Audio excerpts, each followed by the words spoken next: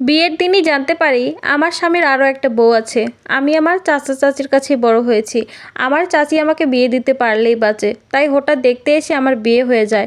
বিয়ের সময় আমার স্বামীর বয়স ছিল ৩৯ বছর আর আমার বয়স ছিল মাত্র ১৮ বছর। বিয়ের দিনই আমি আমার স্বামীকে জিজ্ঞেস করলাম বউ থাকা সত্ত্বেও সে কেন আমাকে বিয়ে করলো। সে আমাকে বলল বড় বউয়ের বাচ্চা হয় না, সেই জন্যই আমাকে বিয়ে করা। বিয়ের পরের দিন সকালবেলায় আমার শ্বশুর শাশুড়ি ননদ সবাই আমাকে বলল ১ মাসের মধ্যে যেন সুখবর পাই।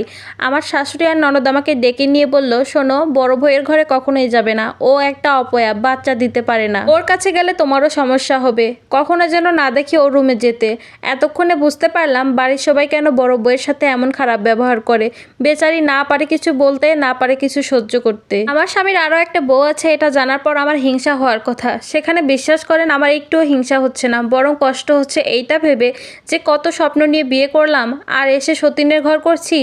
আর একটা মেয়ে হয়ে আর একটা মেয়ের সংসার নষ্ট করলাম। বিয়ের আগে যদি জানতে পারতাম আমার স্বামীর আরও একটা বউ আছে এবং তার সংসারেই আছে, তাহলে আমি কখনোই এই বিয়ে করতাম না। বিয়ে হওয়ার ১ বছর পর আমরা অনেক চেষ্টা করেছি বাচ্চা নেওয়ার জন্য, কিন্তু কিছুতেই আমাদের বাচ্চা হচ্ছিল না। এরপর কিন্তু আমরা অনেক ডাক্তারও দেখিয়েছি, অনেক ডক্টর দেখানোর পর ডক্টর আমাদেরকে বলে বইয়ের কোনো প্রবলেম নেই। এরপরও শ্বশুরবাড়ির সবাই আমাকেই দোষ দিচ্ছে। এরপর আমি তাদেরকে অনেক বুঝিয়ে বলেছি সমস্যাটা হয়তো আমার না, সমস্যাটা হয়তো আপনাদের ছেলের, মানে আমার স্বামীর। এ কথা বলাতে আমার স্বামী আমার গায়ে হাত তুললো আর সবাই অনেক বকাবকিও শুরু করলো। আমার স্বামীকে আমি অনেকভাবে চেষ্টা করেছি ডাক্তার দেখানোর জন্য, কিন্তু সে কিছুতেই ডাক্তার দেখাবে না।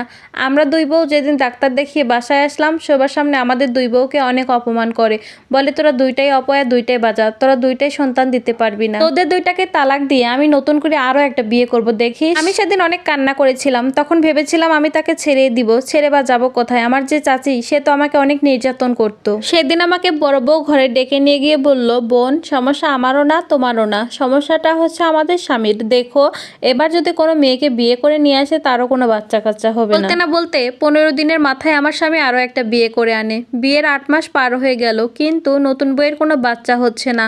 আমার স্বামী ডাক্তারের কাছে নিয়ে গেল, ডাক্তার এবারও বলল বউয়ের কোনো সমস্যা নাই। ডাক্তার আমার স্বামীকে বলেছিল আপনি একবার চেক আপ করতে পারেন, কিন্তু তার মান সম্মান যাবার ভয়ে সে কখনোই চেক আপ করে না। একদিনের মাথায় ছোট বউকেও সে তালাক দিয়ে দেয়। অবশেষে আমি আর বড় বউ ঠিক করলাম আমরাও তালাক চাই।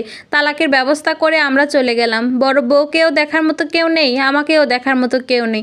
আমার অবশ্য আছে চাচা চাচি, কিন্তু তাদের কাছে গেলে আমার কখনোই শান্তি মিলবে না। আমাদের ২ সতীনের ৪ লাখ টাকা আমরা একত্র করি। আমার স্বামীর কোনো টাকার অভাব ছিল না, তাই আমাদের দুই বউকে ডিভোর্স দেওয়ার পর আমাদের দেনমোহর সম্পূর্ণ পরিশোধ করে সে আমাদেরকে ছেড়ে দেয়। ছাড়াছাড়ি হওয়ার পর আমরা গ্রামে চলে আসি এবং গার্মেন্টসে চাকরি করি। আলহামদুলিল্লাহ আমরা দুই বোন এখন অনেক ভালো আছি।